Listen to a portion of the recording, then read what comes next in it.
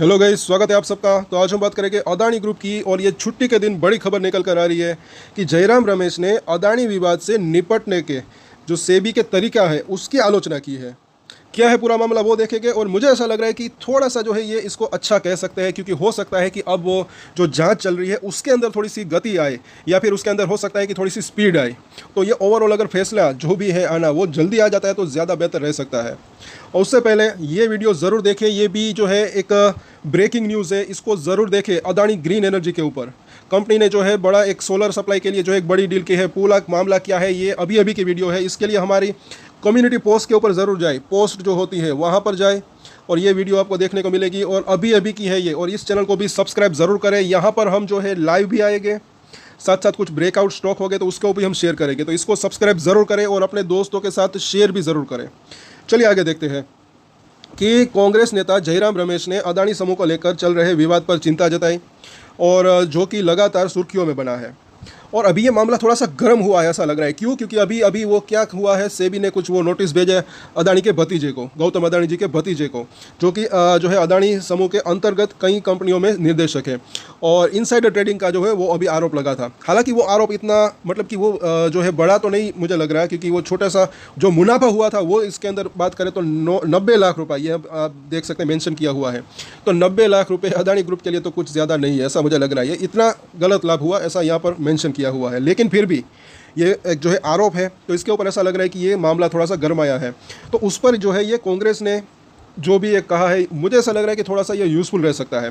क्योंकि जयराम रमेश ने सवाल किया कि क्या ये सेबी जो है ये सख्त कार्रवाई अब जो है वो करेगा, या एक बार फिर व्यवसाय समूह के प्रति नरमी दिखाएगा। अब ये तो मुझे देखिए, इसके ऊपर तो मैं सहमत नहीं हूँ। मतलब कि ये कह रहे हैं कि नरमी दिखाएगा, ये होगा वो होगा। बाकी अगर बात करें तो अभी जो कार्रवाई चल रही है, जो है इसके अंदर देरी हो रही है, उसके अंदर भी हो सकता है कि कुछ रीज़न हो सकते हैं। क्योंकि ये मामला क्या है कि फॉरेन कंट्री से जुड़ा हुआ है, तो वहाँ से हो सकता है थोड़ा सा डेटा ना मिल रहा हो और कुछ नहीं। लेकिन ये अगर विपक्ष की अगर बात करें तो ये अगर इस तरीके से थोड़ा सा बात करें, प्रेशर दे, तो हो सकता है कि मामला जल्दी निपटने की संभावना रह सकती है। आगे अगर देखें तो क्या कहा उन्होंने कि इस पर जोर दिया कि जनता अदानी समूह से जो है जुड़े प्रतिभूति कानून उल्लंघन के 24 मामलों में सेबी द्वारा अपनी जांच पूरी करने का इंतजार कर रही है। भाई ऑलरेडी 22 मामले तो उसका तो मतलब कि वो आ ही गया है, अब सिर्फ 2 बचे हैं। मतलब कि ऐसा लग रहा है कि हाथ ही चला गया, सिर्फ पूंछ अटकी है।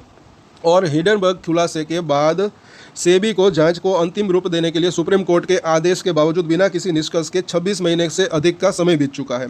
लेकिन फिर भी एक चीज़ समझने लायक है, जिस भी कंपनी के फंडामेंटल अच्छे हैं, मैंने कई बार कहा है, अच्छी कंपनी के ऊपर नज़र रख सकते हैं। जो हो गया सो हो गया। अदानी पोर्ट की बात करें, अदानी पावर की बात करें, नया हाई बना चुका था, वो अभी भी अच्छा खासा तेज़ी के अंदर भी हो है एक से तो अच्छी कंपनी। और जो शेयर के अंदर अभी तेज़ी नहीं आई उसके अंदर भी तेज़ी की संभावना रह सकती है, अगर प्रॉफिट और रेवेन्यू इसका जो है अच्छा रहता है, जिसकी संभावना हो सकती है।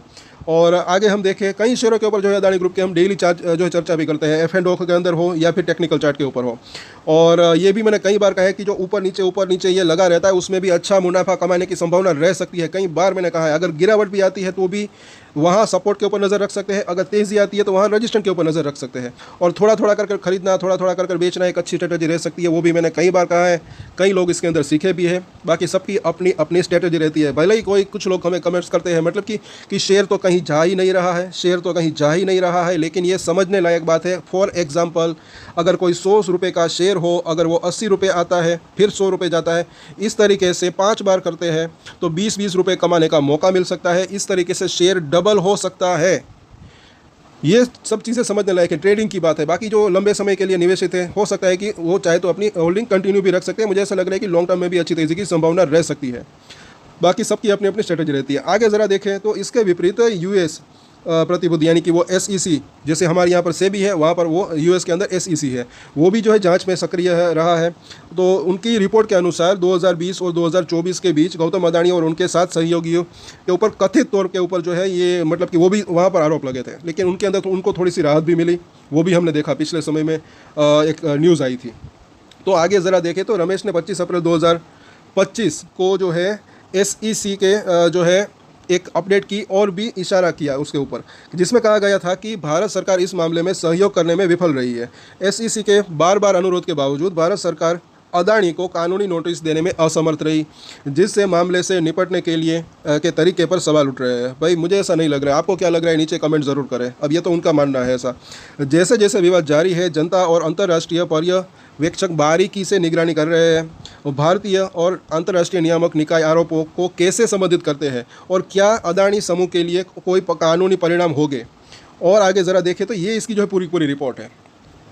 सो मेरा सवाल ये है, सबसे पहली बात है, देखिए अदानी को मुझे ऐसा लग रहा है कि राहत मिलने की संभावना रह सकती है, लेकिन कितना वक्त लगता है वो देखना बनता है, ऐसा मुझे लग रहा है। बाकी एक चीज़ है कि अगर कुछ भी हो, अब तक कोई भी इसके अंदर कुछ साबित नहीं कर पाया, ये जो है देखने लायक बात है। ये अदानी की इसको ताकत कहो या फिर मुझे ऐसा लग रहा है कि इसकी ईमानदारी कहो या फिर कुछ भी कहो, क्योंकि चलिए इंडिया की अगर बात करें तो यहाँ की बात अलग हम करें, बाकी यूएस की बात करें, वो तो इतना पावरफुल कंट्री है, तो वहाँ पर भी क्यों मतलब कि कोई लोग साबित नहीं कर पाए।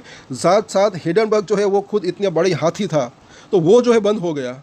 कहीं एक सिर्फ अदानी के ऊपर ही नहीं, उन्होंने कई कंपनियों, बड़ी बड़ी कंपनियों के ऊपर बात कही थी, लेकिन वो उसका कुछ नहीं बिगाड़ सकी। और हो सकता है कि ये इसी वजह से ये जो है मतलब कि ये खुद बंद हो गया। अब तो आगे चलकर मुझे ऐसा लग रहा है कि वक्त अच्छा रह सकता है। हाँ, मार्केट का असर भी अदानी के शेयरों के ऊपर अब जो है रह सकता है, ये भी ना भूलें, क्योंकि क्वार्टर 4 के नतीजे आ चुके हैं और कई नतीजे अच्छे भी रहे, तो आगे क्वार्टरली रिजल्ट कहीं अच्छे और भी रह सकते हैं कहीं ना कहीं, क्योंकि कहीं के अंदर जो है ग्रोथ एक अच्छी खासी आई, कुछ के अंदर थोड़ी सी कम ग्रोथ आई। लेकिन मुझे ऐसा लग रहा है कि जो लोग ऊपर में फंसे हुए हैं तो उनका प्राइस आ सकता है, मैंने कई बार कहा है, ऐसा मुझे लग रहा है। क्योंकि एक जो है समझने लायक बात है, क्योंकि पिछले समय में जो है पी रेशियो की अगर बात करें तो थोड़ा सा हाई था, लेकिन अब पी रेशियो कहीं थोड़ा सा कम भी हो गया है। तो आगे अगर अर्निंग बढ़ती है तो पी रेशियो जो है वो और कम हो सकता है, उसके बाद शेयर के अंदर तेज़ी की संभावना रह सकती है, लेकिन हाँ थोड़ा वक्त लग सकता है, ऐसा लग रहा है। सो डिटेल में जो है कल हम और चर्चा करेंगे कुछ शेयरों के ऊपर, क्योंकि कई अदानी ग्रुप के शेयरों के ऊपर हम चर्चा करते हैं। साथ साथ वो अदानी ग्रीन एनर्जी का वीडियो देखना न भूलें, हमारे दूसरे चैनल के ऊपर, हमारी पोस्ट के ऊपर जाए तो वहाँ पर आपको वो वीडियो देखने को मिलेगा, और वो चैनल को सब्सक्राइब ज़रूर करें। वहाँ पर हम लाइव भी आएंगे, साथ साथ जो है सवाल के जवाब भी देंगे, क्वेश्चन आंसर भी करेंगे, और साथ साथ कुछ ब्रेकआउट सेस हो गए तो उसके ऊपर भी हम चर्चा करेंगे। तो सब्सक्राइब और शेयर ज़रूर करें।